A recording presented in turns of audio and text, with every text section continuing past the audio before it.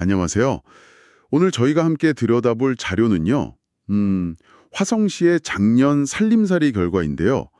와, 이 남은 돈, 그러니까 순세계 잉여금이라고 하죠. 이게 무려 2,567억 원이라고 합니다. 네, 안녕하세요. 야, 언뜻 들으면 재정 운영을 정말 잘한 것 같은데, 근데 꼭 그렇지만은 않다는 목소리가 높다고요? 네, 바로 그 점이 핵심입니다. 2,567억 원. 숫자 자체는 재정 건전성을 보여주는 지표일 수 있죠. 근데 이게 왜 남았는지를 좀 봐야 합니다. 왜 남았는지. 네, 계획된 사업에 제대로 쓰이지 못하고 그냥 쌓인 돈이라면 이건 오히려 좀 행정 비효율의 증거일 수도 있거든요. 그렇군요. 겉모습 뒤에 숨겨진 진짜 이야기를 찾아봐야 한다는 말씀이시네요. 맞습니다. 네. 그럼 구체적인 숫자를 좀 더 자세히 볼까요? 작년 총 수입이 4조 1,377억 원, 그리고 총 지출이 3조 4,538억 원. 그래서 아까 말씀드린 2,567억 원이 남았다는 거죠. 네. 화성시 쪽에서는 5년 연속 4조 원대 수입에다가 빚도 거의 없다. 부채 비율이 0.21%래요. 그러면서 재정 안정성을 강조하고 있고요. 맞습니다. 그 부분은 사실이고요. 하지만 동전의 다른 면을 좀 봐야 합니다. 다른 면이요? 네, 다음 해로 넘겨서 쓰기로 한 돈, 이걸 2월액이라고 부르는데요. 이게 무려 4,074억 원에 달합니다. 4천억 원이요? 와... 네, 그리고 또 계획은 했는데 아예 쓰지 못한 돈, 불용액이라고 하죠.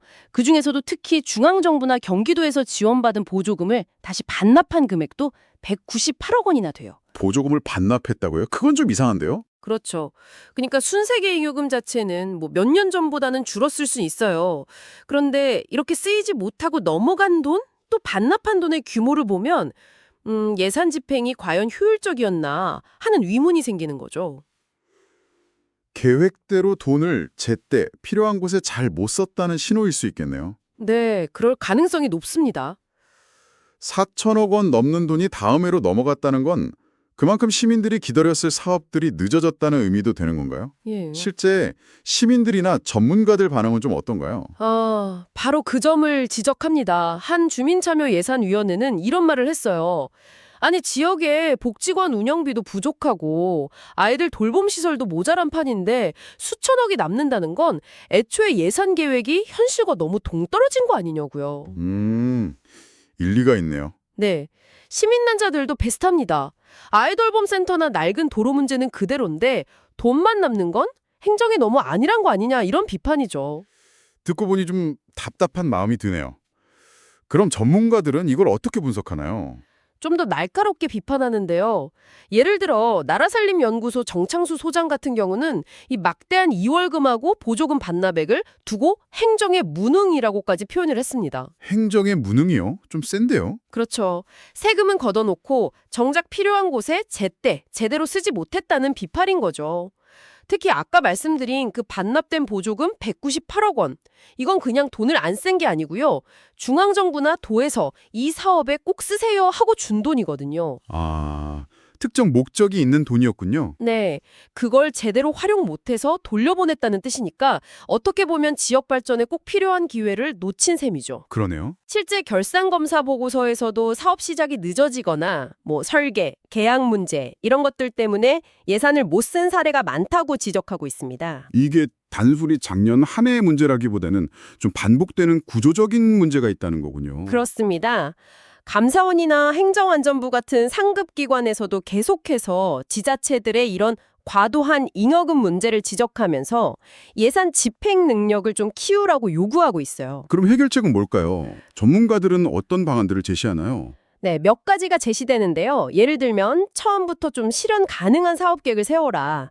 그리고 예산을 짤 때부터 어떻게 쓸지 구체적으로 연계를 강화해라. 또 시민들이 정말 필요로 하는 생활 밀착형 시설, 생활 SOC라고 하죠. 이런 걸 늘리고 보조금 같은 경우는 받기 전에 미리 사업 계획을 좀 철저히 준비해라. 이런 것들입니다. 결국 계획과 집행, 이 연결고리를 좀 튼튼하게 만들어야 한다는 거네요. 네, 맞습니다. 그리고 중요한 지적이 하나 더 있는데요. 어떤 거죠? 나라살림연구소 김유리 책임연구원의 지적인데 이렇게 남은 순세계 잉여금이 주로 추가경정 예산, 그러니까 추경으로 편성되는 경우가 많다는 거예요. 추경으로요? 네. 근데 이 추경은 본 예산만큼 의회 심의를 꼼꼼하게 받기가 좀 어렵거든요. 약간 심의의 사각지대에 놓일 수 있다는 거죠. 그럴 수 있겠네요. 그래서 제안하는 게 다음 해 본 예산을 심의할 때 전년도에 남은 이 잉여금을 어떻게 쓸지에 대한 계획도 함께 같이 검토하는 제도적 장치가 필요하다는 겁니다. 아예 처음부터 같이 보자. 네, 결국 예산을 필요한 시점에 좀 더 유연하게 그러면서도 효과적으로 잘 쓰는 시스템을 만드는 게 핵심이라는 거죠. 서비스 사이의 간극, 이걸 어떻게 줄여나갈지가 정말 중요한 숙제로 남은 셈이네요. 맞습니다. 그리고 이 문제는 사실 비단 화성시만의 고민은 아닐 겁니다. 다른 많은 지자체들도 비슷한 고민을 안고 있을 수 있거든요. 그렇겠죠. 세금을 효과적으로 걷어서 시민의 삶을 실질적으로 개선하는 데 얼마나 잘 쓰느냐? 이게 사실 지방 행정의 존재 이유 아니겠습니까? 여기서 정말 흥미로운 지점은 이 흑자라는 결과가요.